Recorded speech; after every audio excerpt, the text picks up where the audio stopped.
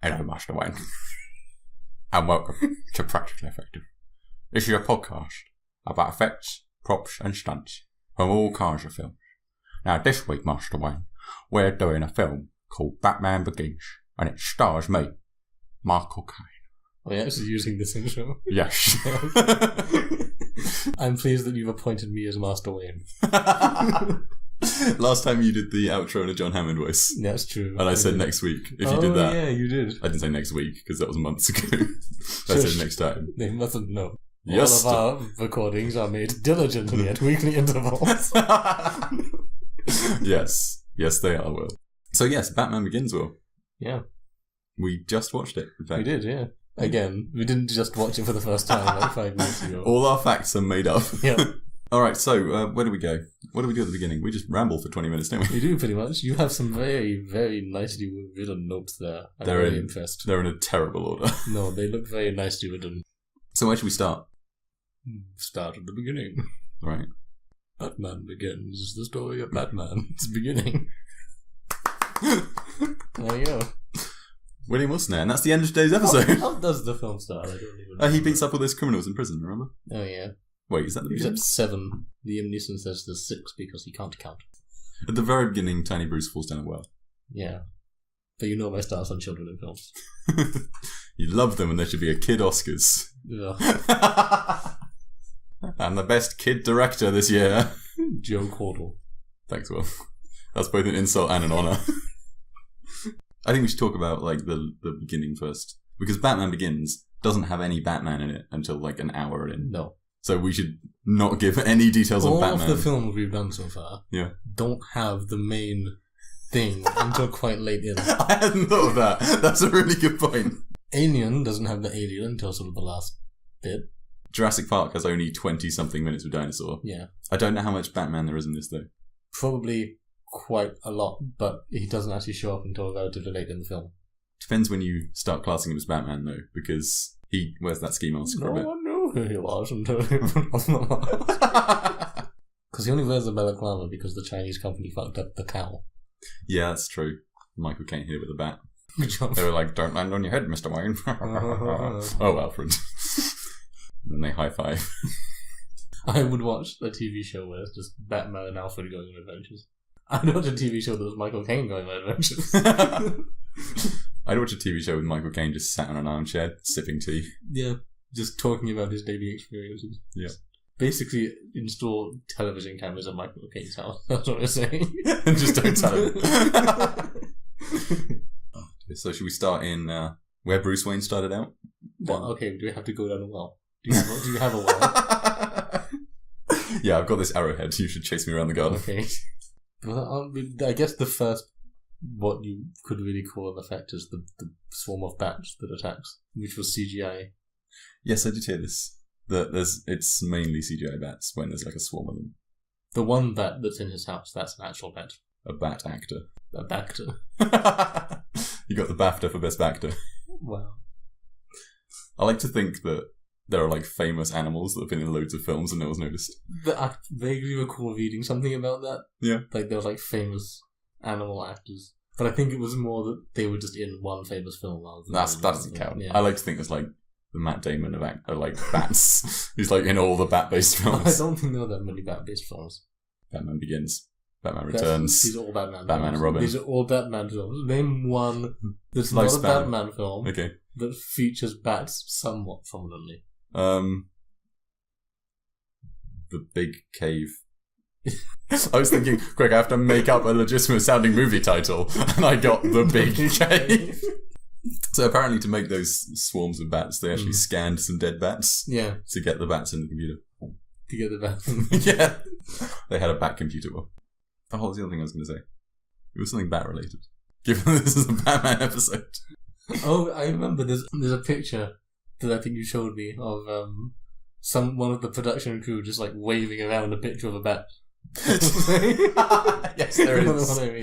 Yeah, there's a picture somewhere on the internet of I think it might be the director actually, Chris Nolan, and he's got like a bat on a stick and he's waving it around so they can get a lighting reference for what lights to put on the real bat, on the CGI bats. But yeah, he's I like to think he carries it everywhere. And like when Christian Bale's not acting, he waves it at him. Like, fear this bat! Get back to work. The other big CGI bat scene is with the SWAT team coming into the building. And there's loads of bats that burst through the windows. Yeah. Do you think a bat could break a pane of glass? If Batman commanded them to, I think they could. I mean, there were a lot of them. Probably some of them were killed, but it's fine. It was a noble sacrifice. So, yeah, there's the SWAT scene is a good one. Mm. I think it might be my favourite scene in the movie. Or the big chase with the Batmobile is kind of... That is good. It's a nice scene. That's a very good scene. Oh, dear, that Timberlake is definitely the best Batmobile. Well, what are the other ones? Batman v Superman. Oh. It's got a frigging Gatling gun on it. No. I think the other ones in the older Batman movies are more gothic. Yeah. They don't look very practical. Although there's I don't know which movie, I think it's Batman Returns, where he has like some villains are escaping and he's chasing them in the Batmobile. Oh no, he's trying to evade some villains or something. But there's like a really tight corner coming up. Yeah. When the scaffolding all going on. And in his Batmobile, he has a grappling hook that he fires out the side of the Batmobile, and his car kind of grapples around the corner. And then obviously the villains trank and they crash into a bin or something. But yes, definitely the best Batmobile. Mm. And the best thing about it is that they built it well. They did. They built several. They built like 4, I think. I don't know if that's including sort of... So they built some scale miniatures, and only some of them were drivable and things like that. Yeah, there's... Like one of them they put a afterburner on or something just to do that effect. Really? Yeah. One of them they just put some... I don't know exactly what it was. I don't think it was an actual afterburner. There's some pyrotechnic effect on the back of it. Yeah. Just to do that effect. That's cool. There was one... Yeah, you're right. They had a 1/6 scale one, which I think they used for the rooftop stuff. Jumping over the rooftops. 1/3. I think it was a 6th for Batman Begins. I think it was a 1/3 for The Dark Knight. Oh, possibly. Because they definitely used some 1/3 scale models for the tunnel chase. Okay. But that's for another day, Will. And then they had, I think it was 4 Batmobiles. I think one had all the hydraulics for like the panels for the opening and the seats coming up and that sort of thing. These cars are insane. They could do over 100 miles an hour and smash through things. Yeah. They could do 0 to 60 in like 6 seconds. All of the Batmobile effects, none of them are CGI, and none of them are sped up footage. Some people, built a car that could do that. It's amazing. But it got hit by a drunk driver. I don't know about this. Go on. Well, that's really all I know. That's the bit I know. They got hit by a drunk driver. So they were filming in Chicago, and they were just moving the Batmobile from one place to another. And the story goes, I don't know how true this is, but it was hit by a drunk driver, which I'm fairly sure is true. But they say the guy thought it was an invading alien spacecraft. And he was like, right, I'll put a stop to this. And crashed into them. I hope that's true. I really want that to be true. Well, I found, it was on IMDb trivia, and then I googled it, and I found something, like a quote from Christian Bale, but I don't know whether he was joking or not. I couldn't find the actual video to see whether he was being sarcastic. Apparently, because he's actually Welsh, Christian Bale. He kept his American accent, Yeah, he kept his American accent for the press tour, which I think is really cool. Did you see the video of Christian Bale's audition for Batman? I know he wore one of the old Batman suits. He did. I can't remember whose it was now. I think it was Val Kilmer's. Yeah, that's right. There it is. And he did his Batman voice. Apparently that's one of the major things that got him the role. Yeah. Apparently he said that he found the suit so uncomfortable it helped him be all angsty and Wait, the old suit or the the one they used in the actual filming. Yeah? Apparently he found it so uncomfortable he said that it helped him get into character and be all angry and things. He used his uncomfortable rage. Oh, that's brilliant. Batman, are you angry because your parents died? No, it's this damn suit. It's so hot in here. And apparently he wore it the entire first day of filming in order to get used to it. Really? Yeah. Christian Bale is he's a method actor, yeah. Yeah, that's what I was going to say. That was the word I was Which is one of the reasons why people say he kept his American accent during the press tour. Yeah. And Batsuit was good though. Mm-hmm. I liked how we saw all the components of it. The origin of it. Yeah. You know where it all came from. I think Batman Begins is underrated. I always thought the prevailing opinion of it was pretty good. I'd say it's better than The Dark Knight Rises. Yeah, it's better than that. Yeah. I think most people disagree. I don't know. What do you think, valued listeners? Please tweet, email, Facebook, text, send a carrier pigeon. I don't care how. Come to our houses. I live in A house. I live in the Batcave. Alright, we should go back to the Batsuit. Yeah. What else? Never uses his utility belt. No, he doesn't. Although I suppose he put stuff on it, didn't he? Yeah. Apparently for his cape, they started out using like a velvet material when they were designing the costume. And it just got completely waterlogged. It's like the final material they used for that. Yeah. It was some canvas. It was some sort of parachute-like fabric. Yeah. And they coated it with something. Okay. And apparently the British Ministry of Defence told them about it because it's something that they use to reduce how visible things are when you're using night vision. Oh, that's cool. Oh, that's very cool. I like that. Also, randomly popped into my head. Good. Not Michael Caine. Well, it is Michael Caine, but Alfred. Yeah. Says in this one, Bruce Wayne says, "You'll never give up on me, will you, Alfred?" And he kind of looks a bit happy and goes, "Never." That was better than my entire impression. But then, in The Dark Knight Rises, Alfred does in fact resign. So, there's that. He's a horrible hypocrite. Yep. Just a terrible person. I hate him now. I'm sure that by the end of this we'll have swung right back. Completely reverse my opinion. Sorry, Michael Caine. Your television show's cancelled. Oh dear. Michael Caine was a good pick for Alfred, though, I think. Good what? A good pick. A good actor. Yes. Yeah. I couldn't think of anyone who'd do it better. The guy who played Hannibal Lecter. Oh, actually. Hannibal Lecter would be a great butler. I'm having an old friend for dinner. No, actually, Anthony Hopkins would be good. He certainly wouldn't be better than Michael Caine, I think. He'd No. be at best as good. It's a good choice, though. I would take that.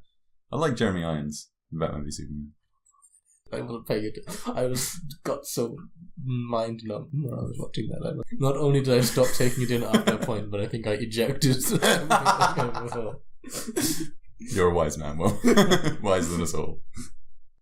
Oh, can we please talk about Cardingham Airfield? I think it's Cardingham Airfield. Mm. So, there's an enormous aircraft hangar there, where they would launch blimps from back in the day. It's where James May launched his Caravan airship from in that Top Gear episode. Yeah. They built like a whole load of Gotham in this warehouse. Not warehouse, in a hangar, that's it, airship hangar. They built like the Narrows, some of the monorail track. They built what else did they build in there? There was a whole load of stuff, and they had like a 3-lane freeway running through there. They had 50 cars running around the set. That gives you a sense of how big it was. And it's amazing. They would go like there in the morning, shoot a whole load of night stuff, like the bit where Flash is dangling from the rooftops, that was shot in there. The bit where Batman's dangling under the monorail, that was all shot in there. Most of the stuff at the end, I think. And it's all shot inside, and then they'd go home in the evening, having shot this whole load of night scenes. That's nice. They also ran a whole load of like steam vents under the set for when they fire off the manhole covers. And they'd blast a whole load of steam out to make it look like the gas. And then it would all condense in the top of the warehouse, and then it would rain for like 20 seconds. I know in general Christopher Nolan liked to keep it practical effects. Yeah, he would avoid VFX. Yeah, so even a lot of the sort of wide shots are models rather than CGI. Yeah. Like the monastery is a model. They added the weather in with CGI, but the monastery is a model, and the background mountain is like a photography. So they did the same thing for wide shots of Gotham and the Narrows and things. Yeah. They would have some photographs that they'd use for the backgrounds. Okay. And then they'd have a model of the monastery or the Narrows or whatever. Or the monorail as well. The monorail as well, except for the very end, which was live action. Yeah. Which you were talking about. They shot that in the hangar. Yes, yeah. But except for the last scene, the monorail was CGI, actually, I think.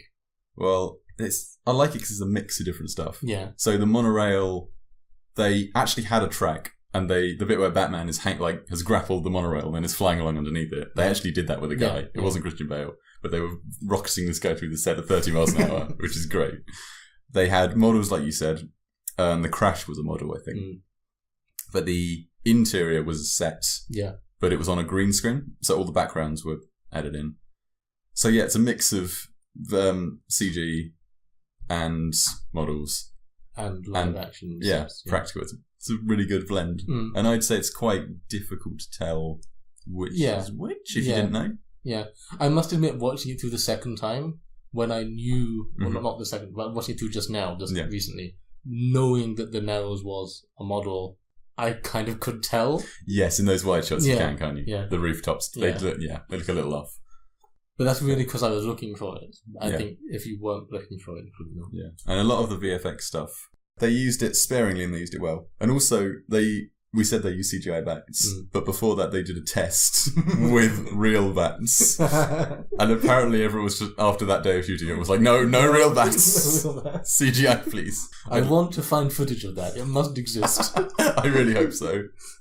There's got to be like some sealed documents from the day of the bat. Suspiciously 2 crew members went missing that day. Never to be heard from again. Yeah, that just the scale of that set, it blows my mind. In the same, they've done quite a few movie sets in these places. They did the Star Wars base on Yavin 4, the Rebel base at the end of New Hope. Yeah. And they went back there for Rogue One as well. Nice. And rebuilt that there. You see things, and they're like, we're inside an aircraft hangar, and then you look around and they're like, you can't tell. It's like it's outside. Yeah. It's amazing. It's a shame they tear it all down afterwards. Yeah. But then what would you do with it? I'd keep building more aircraft hangars.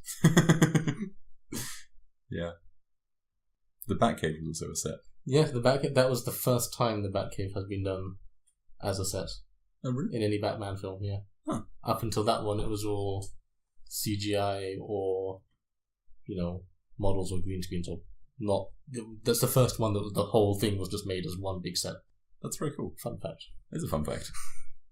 Apparently, they didn't use actual rock, obviously, because that would have taken forever. They took, mouldings of caves, and apparently it was really difficult to light it, because you've got black rocks, and then a black bat suit. We need to actually be able to see what's going on. What do you think of Batman's Batcave? Are you a fan of it being like an actual cave instead of something you build? Well, the thing is, at the moment, or in Batman Begins, the only thing he really does there is park the Batmobile. That's basically all it is. And he has a desk. Yeah, his desk. He's like his few bat things laid out on it. That's about it. Yeah, it's not much. Doesn't really do much. It's that lift. It's not part of the Batcave. It's the way to access the Batcave. I suppose. Oh, the piano he uses to access that? Yeah. If you match the keys that he presses to the sounds, the piano seems to be tuned half a tone lower than it should be. Oh, really? Which is weird. It's probably just some bad sound editing. It's either sound editing, or if it's an old piano, sometimes they do that to reduce the stress on the cables. Okay. The wires. Could be then. It could be that. Yeah. It's weird either way. Yeah, it is. So what about flashbacks then? Are you a fan of... Chris Nolan does it a lot in his movies. Are you a fan of a non-chronological story where they jump back and forward? Yeah, as long as it's not done gratuitously. Yeah. So it'd be very easy to just kind of shoehorn it in there, sort of just say, oh, look, aren't we being edgy and not doing things in a linear way? But if you do it, I think the way it was done in Batman Begins was fine. Yeah. I think doing the whole origin story at the beginning and then just going through chronologically wouldn't have really worked as well. Yeah, I suppose. It helps to give the appropriate motivation at the appropriate time, I think. That makes sense, yeah. Yeah, I agree. I like the way Chris Nolan writes and makes his stories, and it all flows nicely. Did you see spot the bit where there's a flashback and a flashback? So it's... When is it? Something's happening in the present. He's training with the League of Shadows. Yeah. And then it jumps back to him as he's just got back from Princeton, and he's wandering around the Wayne Manor, and he looks at his dad's stethoscope, and then there's a flashback to when he was 8. And when his dad checked, he had a heart or something. Yeah. Yeah. I'm not going to say all the dialogue's amazing. Those guys in the water tower at the end. They're my least favourite character as well. Yeah. They just stand there and say, oh no. Oh no, the water pressure gets too high here. It's gonna blow. Which you had to explain to us twice before. If only we in the hub of this water tower could do something about it. About the flow of water. Can you, Jimmy? Gonna press any of those buttons? No? We just stand here and do exposition? Okay then. Worked hard today, Jimmy. You get a bonus. That's what we trained for, lads. All those hours in the simulator will pay off today. So what do you think of the League of Shadows then? Go back to the beginning. But we are not indoctrinated, is it? initiated. But we are initiated, aren't we, Bruce? Members of the League of Shadows. Of course. Good job. Perhaps he's wondering why someone would shoot a man before throwing him out of a plane. Have I lost you now? You're just in a string of Bane stuff. Yep. What do you think? Do you think they're efficient ninjas? Do you think they're good at their jobs? Oh, yeah, they're good at their jobs, I think. Well, they get beaten up by a man who dresses as a suit. As a suit. I'm Suit Man. Once I fell down into a wardrobe and suits attacked me. Then my parents were killed. They got stopped by a guy who dresses as a bat. And that guy who dresses as a bat was trained by them. This is true. So it could be that they're so good at training people. Yeah. They're so good that when one of them turns against them, they can't do anything. Yeah. I liked the League of Shadows. I thought they were good. Yeah. There was this weird bit where Liam Neeson was like, the League of Shadows has always existed, and we destroy civilizations for the good of humanity. We, burned London, and we loaded rats onto plague ships, using our ninja skills? Imagine having that job. Men, you have trained for years in this icy monastery in order to be the best ninjas. Now, find the diseased rats, put them on the ships. And then he said that the weapon to take down Gotham was economics. So, they're going to be ninjas and things, and then they have to, read out, economics, and become, Your assignment, after 5 years of training, is as a stockbroker. Go forth and do murders. This is what I trained for. Does it annoy you? When Jennifer Lawrence is in the film, yes, that annoys me. Does it annoy you especially the first movie in a series? Especially superhero, exclusively superhero movies. When the superhero has to fight someone with the exact same power set as them. Because if you think about it, Batman fights the people who trained him. Iron Man fights a guy in a massive Iron Man suit. Ant-Man fights another shrinking man. Superman fights Zod, who's another Kryptonian. I could go on. It's not something that I've really noticed bothering me, really. I don't see what's wrong with it. I prefer a movie where, like in X-Men, where you have the heroes have certain powers and the villains have other powers, but they're equally matched. Yeah. But then if you think of, for example, Iron Man. Yep. Okay, so they both have Iron Man suits. Yep. But then it's, who is the best Iron Man? Well, Iron Man's the best Iron Man. Exactly. That's why he wins. It's a foregone conclusion. Well, it's always a foregone conclusion the hero's going to win them. True. But I mean, Iron Man has been Iron Manning longer than you Iron Man. Yeah, okay, but I'm using a specific example. And then in Iron Man 2, the guy with the electric whips just builds an Iron Man suit as well. It's because Iron Man keeps beating everyone else, so they decide to just copy him and try and do it better. Yeah, none of them do they? Whips is not the improvement the Iron Man suit needs. Well, that guy thought so. Yeah. So, you get your Captain America. Yeah. Actually, no, he fights a villain with the same power set as well. Because Red Skull is a failed super soldier experiment. Damn it. I was going to say... Yes, but the fact that you didn't think of that immediately shows you that it's not a problem. No, I was like, they've got different power sets. Captain America has a shield, and Red Skull doesn't. He has a red face. He does. He didn't wear any sun cream. That's his superpower now. Means you can't sunburn him anymore. So. Your weapon was the sun, you fools! I think every Marvel's, the first Marvel movie, they fight someone with the same... not the first Marvel movie, but every first one in their series, they fight someone with the same skill set. Iron Man fights an Iron Man guy. Hulk fights another big hulking guy. Doctor Strange fights another magic guy. I mean, that's true, but it doesn't bother me. It doesn't bother you at all? No. Oh, I prefer it when there's other cool and interesting things happening. My Iron Man suit's totally different. It's a bit bigger than yours and grey. And it freezes. You didn't see that coming, did you? Iron Man, they say Iron Man's a good engineer, but if you speak to pretty much any aerospace engineer and you ask them what's the biggest problem for aviation, for aeroplanes, one of the first things they will say is icing. And he apparently didn't think of that.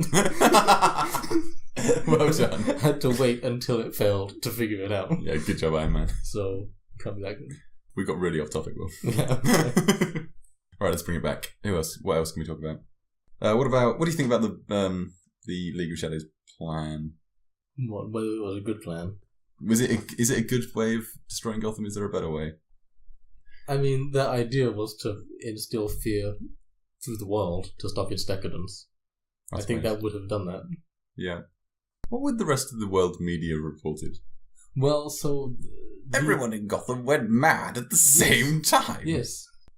But yeah, they said they wanted one very major event to shock people into action. That drug doesn't last very long, though. Well, I think it depends on the dose, because the only reason Rachel was going to die was because... He overdosed her. Yeah, but Dr. Crane himself stayed affected for a few days. He did. He got a fairly concentrated dose, didn't he? Right in the face. So depending on the So dosage... is it a permanent thing, then, the drug? I'm never quite sure, because Scarecrow comes back in the next Batman film, doesn't he? And he seems to be not affected by the drug anymore. Seems to be less crazy. He's not like Joker crazy. But they do have the antidote, which presumably they will have released. So when Batman got hit the first time with it and fell out of that window on fire, he then recovered. Is that because they gave him the antidote? Because they gave him the antidote. Okay. Yeah. You know that scene where he wakes up in bed and Michael Caine and I want to say Michael J. Fox, but that's not right. Lucius Fox. The fact that Christian Bale. Yes. It was their first scene together with Michael Bale. Oh no. With Michael Caine and Christian Bale. Look at that, he's bloody falling asleep. Yeah, because apparently it was like too long between shots and he was in a bed to get a little kip. But yeah, so if he was inoculated, then he would recover. Rachel recovered because she was... Yeah, that makes sense. So it's a permanent thing then. I think unless you get such a concentrated dose that you die, I think it's permanent. I mean, if you die, it's still permanent. You had it until you died. Yes, yeah. Maybe the effects wear off slowly. But then, when the gas goes away, presumably everyone in Gotham is alright. Yes, but I think the idea is that everyone would have killed each other first. But I mean, everyone went all mad with the poison, but they weren't like that permanently. I assume they released the antidote to people. They'd already started mass producing it. Yeah. So presumably in not too long they would have distributed it. I just like to think that in that scene at the end with Gordon and Batman, they're like the only two people left in Gotham because everyone else has been killed. Well, he does say that the narrows were complete. He doesn't really elaborate, he just says the narrows are lost. Yeah. Well, because all those murderers are still out in the narrows. Yeah, I suppose. So, reasonable plan, questionable drug. Yeah. Alright, what do you think of Liam Neeson? Well, just in general. Was he a good Ra's al Ghul? Yes, I think so. I think he has the right kind of air for that type of role. I liked how he wasn't...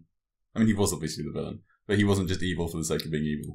They both wanted the same thing. They both thought they were doing the good thing. Well. Yeah.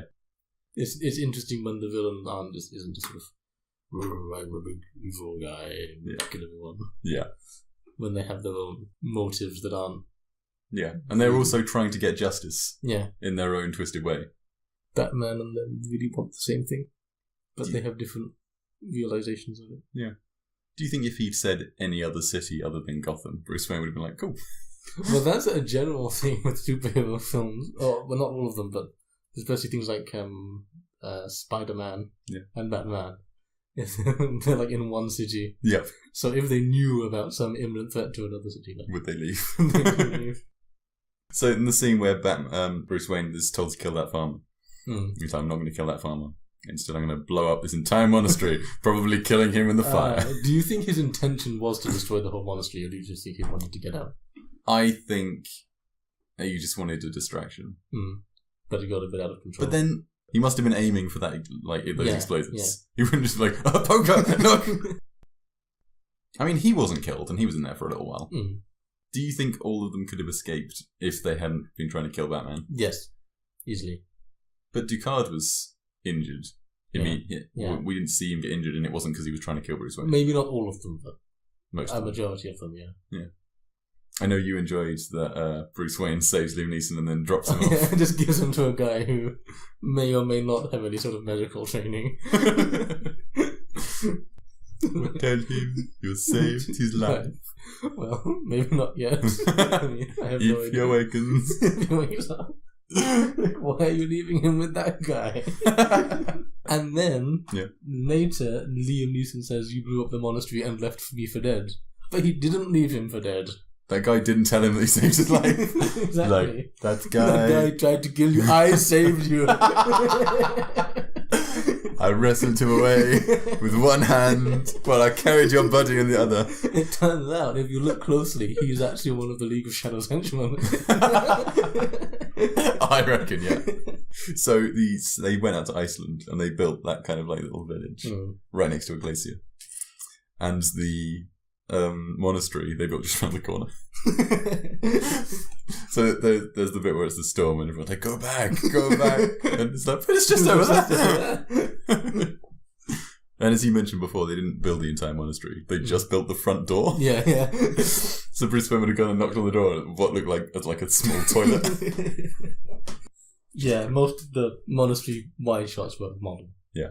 But they were superimposed on the actual Iceland set. There were some very nice shots in Iceland. Yeah. Yeah. Do you like the whole training sequence? Oh, yeah. Where lots of people hit Batman with sticks. And he fights Liam Neeson for a bit. Never learn to mind your surroundings. I kind of wish that was like a running joke through the movie. Kind of. Bruce Wayne just kept getting hit by random things. Yeah. He just gets out of his car and trips over the curb. Other people other than Liam Neeson said it to him as well. Yeah. Like, you don't mind your surroundings. Like at the end when they go down the lift and they slam at the bottom. Michael Caine's like, Mr. Wayne, you never learned to mind your surroundings. And when Scarecrow lights him on fire. Bruce, why do we fall down? To learn to mind our surroundings. Oh dear. Yeah, going back to Iceland. Okay. They got there in like February. Yeah. And they were going to do some shoots on the ice, the fight on the ice. As with Liam Neeson. There's actually some cool stunt choreography, like the people practicing it. And they turn it on an ice rink, which is pretty cool. But the fight that they did, they got there and it was actually a lot warmer than they expected. The ice was much thinner. And they were supposed to have like a couple of days to rehearse and practice. And they were like, actually, if we do that, the ice might melt. Apparently, the next day, the lake that they did the fight on was melted. When they were filming it, they'd like hear these cracks. And they'd be like, should some of the crew members just get off this? Jim, you just go over there. Get off the slowly melting ice. But they got everything they needed, I think. So. I think they did it twice. Once with the Christian Bale and Liam Neeson. Yeah. And again with some stunt doubles. Okay. I couldn't find any info, though, on whether they actually dropped someone through the ice or whether that was something else. Because at the end, Liam Neeson goes, you never learn to mind your surroundings. And then he falls in through the ice, doesn't he? I'm fairly sure that's a stunt double. Yeah. Because they don't show his face, he's shown from the back. But I couldn't find out whether they actually dunked someone or whether that was an effect shot. Yeah. Because that doesn't sound like a good idea. Yeah, I'm not sure. Alright, you two guys. Tim, you're going to be flailing us all about. You'll be Liam Neeson. And Jim, I'm afraid you're going under the ice. You might want to bring your wife. Just in case. Classic Jim. Did learn to mind the surroundings.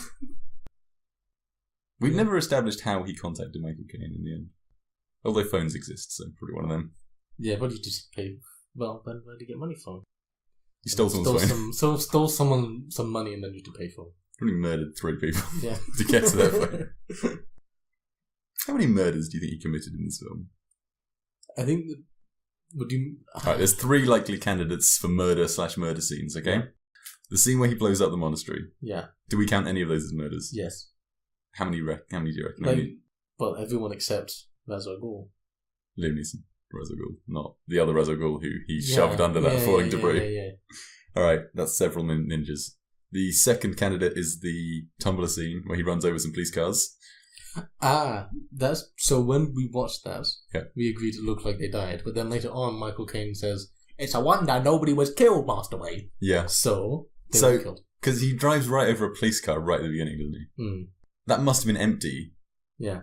And there's like a line before that where Gordon goes, I'll go get my car. Yeah. So I now assume that Batman ran over Gordon's car.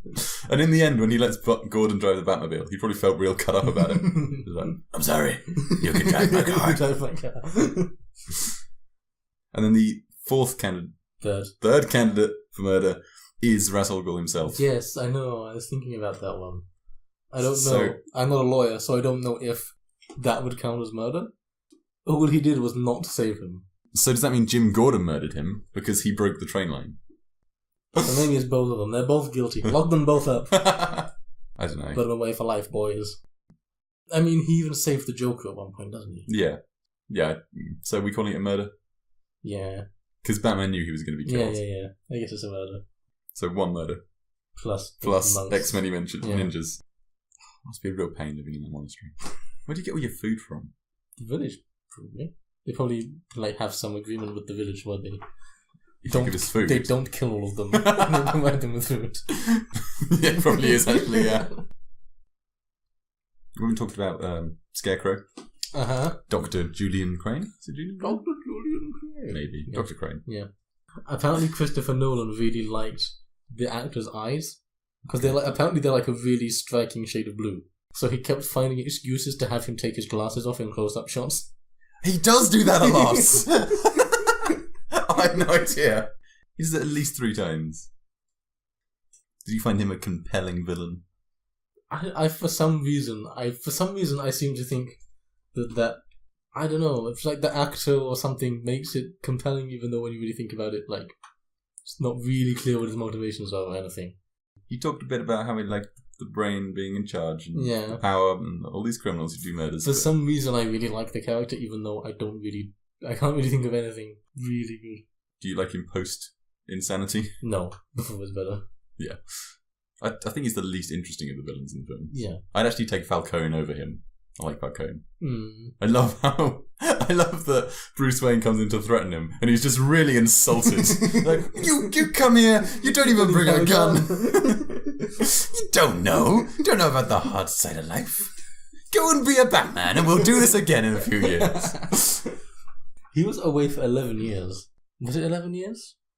So Batman was 8 years old. When he was a kid. Yeah. No. He was 8 years old when he was a kid. No, but in the kid scenes, he was 8 years old. Yeah.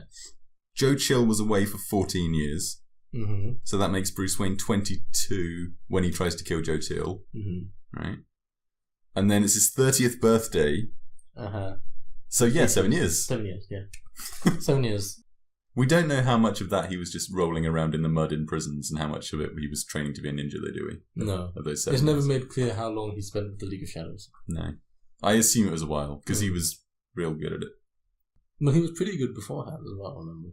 He was reasonable. He beats up those 7 prisoners. Yeah. I mean, he pushed them down a hill. I reckon, so at the end they're all rolling around on the floor. I reckon 3 of them twisted their ankles rolling down that hill and weren't fighting him at all. Yeah. Oh, what else? I feel like we've discussed a lot about before he was Batman and not much about how after he was Batman. Mm-hmm. Right, we should go to the end of the movie. Okay. Or the second half. Do you like the scene where he's the first Batman scene where he's picking up those people at the docks? Yeah, I think if it was the first time you're watching it, it would be a very good introduction to that character and his fighting style. I like it, but you don't see much Batman. Also, all of the Batman, or most of them at least, you see the fights from the villain's point of view. Yeah, that's true. I quite like to see one from Batman's point of view. So you see him sneaking around on top of the containers, and all of the guys are in the background pointing the guns up in the wrong direction. That would be harder to do. That'd be very hard to do, I think. It would be, but I think it would be because part of the advantage of showing it from the villain's perspective is you sort of don't have to explain. You can have a noise over there, and then suddenly he's right next to the guy. Yeah. Surely he must be doing something intelligent. It can't just be there's a squirrel over there. So presumably he's throwing stuff and using all his ninja gadgets and using the skills that we saw him learn. We don't really get to see him employ. Because in the final fight, he punches a lot of people, grapples a train. He does not use theatricality and deception. He doesn't. He just jumps on a train. Powerful skills against the uninitiated. Oh, but they're all initiated. That's the problem. But we are initiated, aren't we, Bruce? Members of the League of Shadows. So surely then, Bane would have had to have been a member of the League of Shadows at the same time as Bruce was. Bane... Oh, I don't remember that, because there was some subplot about how Bane was in that prison or something. In that well prison. Well, we'll probably talk about that when we do the Dark Knight surprises anyway. Yeah, in 3 years probably. I assume we'll do the Dark Knight when the next Batman movie comes out in a couple of years. We'll be grizzled podcast veterans by then. We'll actually know what we're doing for a change. Do you like his little bat gadgets? He didn't have many, did he? No, but we already talked about he doesn't have a utility belt. No, but he has the grapple gun. Yeah. Do you think you could hold onto a gun with one hand and then lift yourself? Oh no, he doesn't. He loops it around his belt there, doesn't he? Yeah. Oh, Chris Nolan was ahead of me. He sensed this joke I was about to make. Yeah, because I wouldn't. I'd press the button and the grapple gun would be immediately pulled from my hand. And then I'd be mobbed by zombie people. Yeah. So what else does he have? He has his grapple gun. He has those little spiky explosive ball things. Yeah. Batarangs. Batarang. He doesn't use them much though, does he? He uses them during the first fight a bit, I think, doesn't he? Yeah, he knocks out the lights with them. Yeah. Also, I like how there's all this sophisticated technology and things he's making all this stuff with. Then the batarangs he still makes with just like an angle grinder. It's just he doesn't just, like, cut them with a laser or something. No, it's just a small lump of metal. Yeah, he's just and he has the powders and stuff that he uses. Mm. He also has that bat summoner. Yeah, he does. You should use that more often. Mm. I saw something on the internet years ago that was like, why doesn't Batman use that all the time and make villains think that he's just made of bats? Do you think if bats had flown into the Gotham at the end, that they would have been affected by the fear toxin? Oh, that's a good point, actually. They probably would have been. It might have been affected in a completely different way, though. True. They'd probably been killed, because for them it would have been a concentrated dose. Yeah. It would have been a grim scene. Batman summons his bats. Hundreds of bats just falling. Raining from the sky. No, Steve. The best bat I ever knew. I remember that time you frightened me as a boy. And then we became such good friends. It's like the bit in Ant-Man when Anthony is killed. Which I maintain is one of the saddest moments in that movie. Anthony is his favourite ant. Do you not remember that? I don't remember that. So, Ant-Man, he flies around on a little ant. Yeah. And he names it Anthony. And there's a bit where they've just done the big Ant-Man heist at the end of the movie. And he's flying out on Anthony with a swarm of ants towards the villain who's getting into a helicopter. And the villain, because he's a madman, pulls a gun and starts shooting at the ants. And he shoots Anthony out from underneath Ant-Man. Oh, no. And Anthony is killed. Presumably. I like to think he'll come back in the sequel. Like a bionic ant. He'll come back evil for some reason. Yeah, anyway.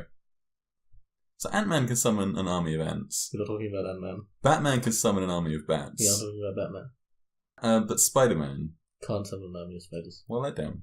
It's because he doesn't have either some sort of natural way of associating with them. You got bitten by that spider. Is he technically competent enough to make something to attract them?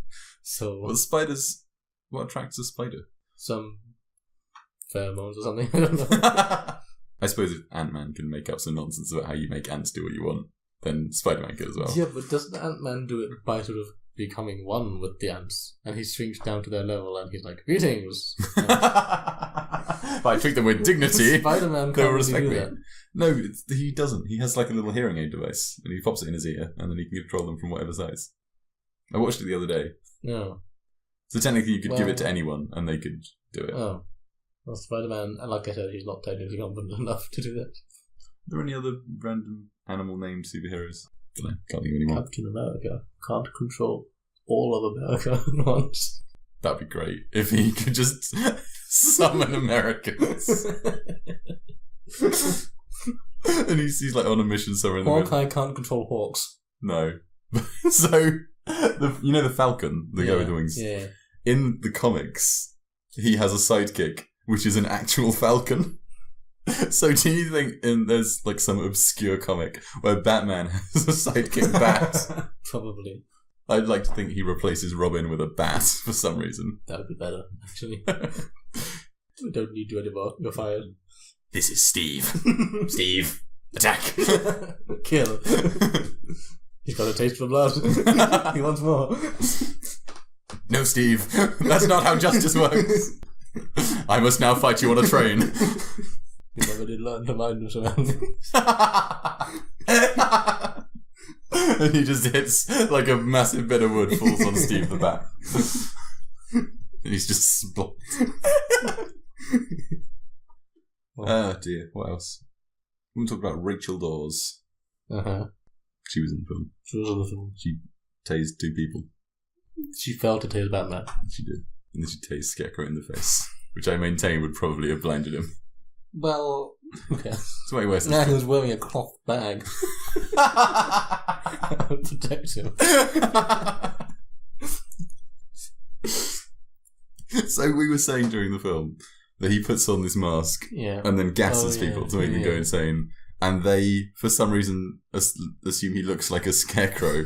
I mean, first he looks nothing like a scarecrow. Why wouldn't their fear be transfixed on Dr. Crane? Or Baghead Man. Sackcloth. Baghead! No! I was really hoping during the very last scene that she was going to come to the house and be like, Bruce. It's really weird. Batman said this thing. So I saw the Batman and he said that phrase that I said to you. It's really weird, isn't it? What a funny coincidence. What else have we not discussed? Covered a lot of stuff. But I feel we've been very fragmented. That's what editing is for. True. Well, add quality and smoothness. Yes. There's a quality side to you. It just improves us. Yeah. I wish there was. We need that. Just becomes a very amazing logical podcast. Alright, I'm going to consult the book. Okay. Alright, you ready? Yep. For a few random fast facts. Yep. We were talking about the car chase. Yeah. So the bit right at the end of that, where the Batmobile launches into the cave. Yeah. They did that for real. Yeah. With the real car. Yeah. It's amazing. They filmed like the launch and the landing separately. So the launch, they were watching the video on it, and they said, we're going to launch the car into a box rig. And I was like, oh, what's this? Some kind of amazing piece of technology that'll like catch a 2.5-ton car. And then they show it, and the car goes off the ramp and lands in what is basically just a whole load of cardboard boxes covered with a sheet. It's a box rig. Advanced technology. Yeah. And then the entrance to the cave, they kind of fired the car out of a nitrogen cannon. And then stopped it with like cables. So they just went... It looks ridiculous in the raw footage. And then in the film you barely see because it makes this huge splash. Yeah. Apparently they just flooded the floor of that soundstage. Because they were looking at making it all flow properly, and they were just like, solid. Yes. Just get me lots of water. Yes, that's fairly neat. The other thing was the opera. I got up on IMDb, it tells you the name of the opera. I was like, an opera. Yeah. I know nothing about opera. Googled the opera, right? It's really weird. It contains scenes of baby drowning. Someone gets poisons their own mother. Yep. Someone has their throat slit in prison. And the scene that Bruce Wayne is watching, because it tells you which song and which scene that's from, it's a witch's Sabbath. So a whole load of people go there to worship the devil and have a big orgy. Okay. That's something you'd want to take your 8-year-olds on. Exactly. No wonder he was traumatized. Did you like Thomas and Martha Wayne in this? They don't really do much. They don't really do much. Except Thomas Wayne says, "Why do we fall down, son?" several times. He does. And gets asked whether he built various things. Did you build this train, Daddy? Yes. Yes, son. That's why it's called the Wayne train. They so missed an opportunity of not calling it the Wayne train. They definitely did. What did Wayne Enterprises do? I don't know. It's never really mentioned. There's a bit where they're like, I don't think heavy arms fire. Heavy arms. Heavy arms fire. Yes, we get paid money to shoot heavy arms for some reason. I don't think that's what Thomas Wayne would have wanted. Never really mentioned. People say these movies are very dark, and I'd say they are. But it's not like they don't have jokes in. Yeah. There are still light moments of humour. Oh, yeah. It's not sort of... humorless. Yeah. But it would be weird if a giant man dressed up like a bat actually, appeared. People would not take him too seriously. No, I don't think so.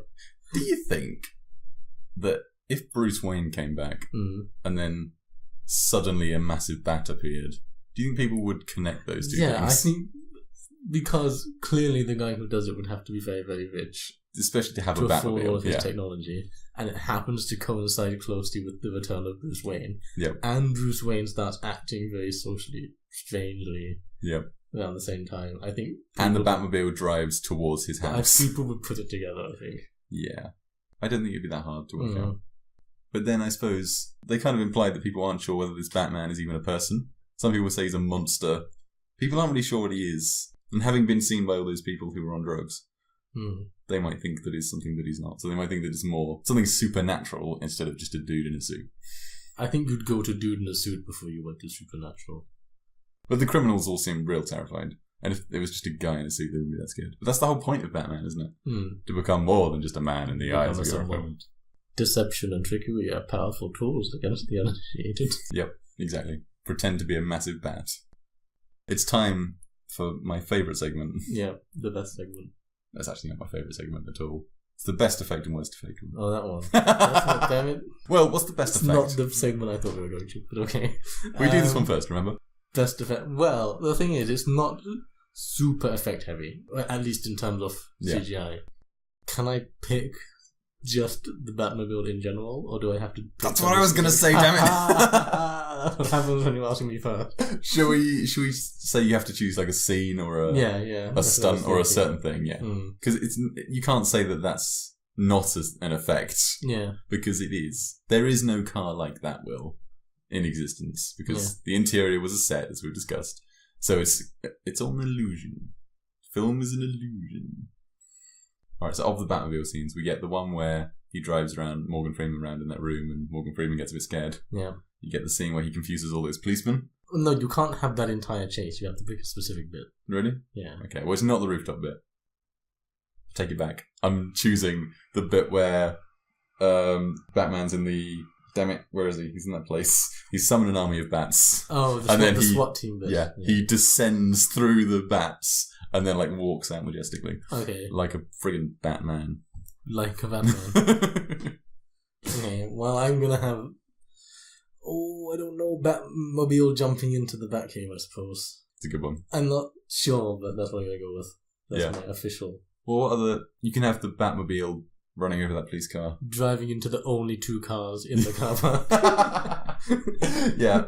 Well, there was the good bit where he was driving across the roof of that building. Not like the slope roofs, but just the top of that building. That's cool. What was it we were saying? It would be interesting if Batman had the same respect for property damage as he did for not killing people. Yeah, I'd really like that. He's driving really slowly around all the chimneys. all the traffic laws. No, it's a 30-mile-an-hour zone. But yes, I will take Batman jumping into the Batmobile jumping into not Batman himself. Just going the Batmobile jumping into the Batcave. Yeah, good choice. Alright, worst effect. What doesn't hold up? Well, I think I mentioned that I now noticed things like the Narrows are models. Yeah. So I'm gonna take that. Okay.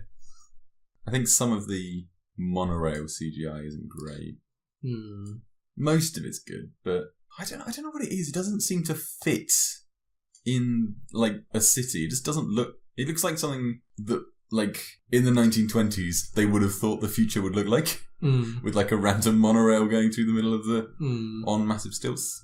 It doesn't fit. Well, I think that's maybe the point, because it's the city was kind of in a bit of a decayed state, and then Wayne Enterprises comes and builds this big project. So it kind of is a bit out of place. Yeah. Oh, that's quick.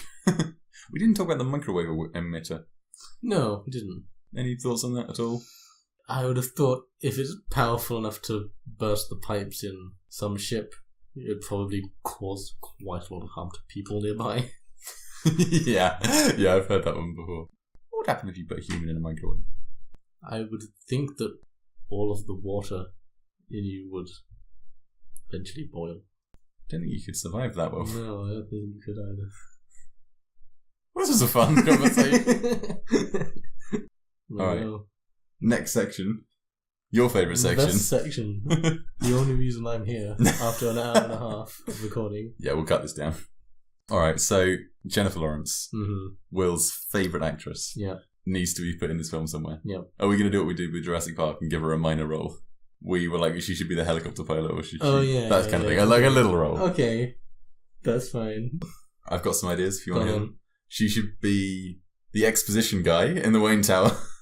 No, if the water gets to here, it's gonna blow. No, that's the worst character. That's literally the worst character in the film.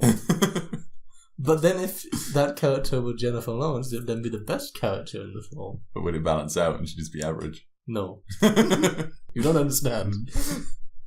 Alright, she could be that doctor guy who Bruce Wayne gives the unconscious Ra's al Ghul to. May or may not have any sort of medical training. That's an idea, actually. Who gets more screen time? Well, that guy's like, go back at the beginning. Yeah. And then he's like, I'll tell you. I will you tell saved him his that life. you saved his life. What other ideas are there? I quite like the idea. So you know the bit where there's like 20 ninjas and Bruce Wayne gets a nick on his arm? Yeah. So he goes and he slices a load of other ninjas. Yeah. I like to think that like Jennifer Lawrence could be one. She'd go, oof! Wow, Joe. Just pulls her thing off. It's like, do your mind! Your impression of her is just spot on. No, I think the guy who may or may not have medical training, just because he's already my favourite character. The only way to make him better. Yeah. The only improvement possible. Oh, there must be at least one other tiny minor character. Should you give you one of those SWAT cops swatting at the bats? Nah, they're too minor. They don't even have speaking roles, except to maybe go oof occasionally when they get hit by a bat. Watching that scene without the CGI bats is hilarious. The director's like, there's bats now! And they will just flail around. Wave drums. It's great. Alright, where were we? Oh, what's my least favourite segment? What? Best things and worst things. Can we drop this segment? Yes. I'm going to edit it out of all the other episodes. Sod it. Best thing, worst thing. Alright, that takes us to the leaderboard. Mine is going... Alright, so... Okay, yep. Some exposition. If that water gets to the tower, the whole system will blow. Worst character. So at the end of every show, we like to whack the films that we've done on a leaderboard. And since this is episode 3, we have 2 films on the leaderboard, obviously. My leaderboard currently stands at Alien. Nope. Alien, and then Jurassic Park above that. I think I saved it. Will's leaderboard currently stands at Alien, and then Jurassic Park below that. Not to confuse anyone. That's the correct order. So, Will, where would you put Batman Begins? I would put Batman Begins at the bottom of my leaderboard. Because I think that both Alien and Jurassic Park are exceptionally good films. Whereas Batman Begins is a good film, but it's not an exceptional film. So originally, coming into this, I was going to put Batman Begins above Alien. But now I'm thinking about it, what you're saying makes sense. Batman Begins is good, it's so good, but there's a lot of just extra stuff in it. Alien is really focused. Yes. And Batman Begins is, they jump between a lot of different things. I don't hate that about the movie, I enjoy it. But there's a lot more going on. And there's like 3 villains, and he's trying to be Batman, and he's got a girlfriend who tases people. And teases him. An abusive relation. And his butler, and he's having issues with his parents, and his issues with his bats. And... Issues with his parents? What? They're dead. Alright, yeah, I agree. Batman Begins at the bottom. You swayed me, Will. They're not maximally different anymore. Nope. I'm sad. I still love Batman Begins, though. I'm not saying I don't like that film. I know. It's just not as good as the other 2 films. I really like it, though. I find it hard to like a movie that is like everyone else really, really loves and people rave about. So something like The Dark Knight, I'd find less enjoyment in that because everyone's like, oh, it's the best movie ever, than I do in Batman Begins. I'm not saying I think it's the best of the that Batman trilogy. I agree. I think it is better than Batman Begins. But it takes the shine off when everyone's like, oh, this is amazing. Because it's not a surprise when you watch it. You kind of, something amazing happens, you're like, oh, that's why people think it's amazing. Yeah. You kind of expect it going in. But in this one, I didn't expect it to be amazing. And it was a nice surprise. Well, it's just if you raise your expectations too high, you know. Yeah, it ruins anything. Yeah, exactly. Yeah. I think we did it well. I think that's it, yeah. Next week is something different. Next week is something different. It's not next week. Next time. Why do I keep saying next week? Next time is something different. Well, hopefully we're going to release them all at the same time. Yeah, next one. The next episode. The next episode will be something different. Yeah. So we thought for every 4th episode, we'll have something a bit different. Instead of just looking at one movie, we're going to take one element out of a few different films. Famous spaceships or cars or something. Yeah. That's what I do. People with metal arms or who knows what. The Hulks. I fancy doing like the various Hulks just because it feels like it'd be good fun. Well, next time is spaceships. Anyway. Next time is spaceships. So space. You can think about spaceships. Yeah. We should keep them under wraps for now, even though people can literally click on the next episode. Yeah. All right. So there's something for next time. Yeah. We can talk about various spaceships and the effects therein. All right. You're up. You do the outro, that's the deal. Yes, I do, but I can never remember what our Facebook and our Twitter This is why I have a pink book. Thank you very much. email. Well, you gotta do it in the voice of the exposition guy. If you don't email us, it's practically effective. The whole system's gonna blow. I can't do that. Alright, you don't have to. Well, I'll do be token voice for this week, and you can be token voice for next week. Okay, fine. Okay? You can do an Admiral Akbar voice. I can do that. I want to do Bane when we get to him.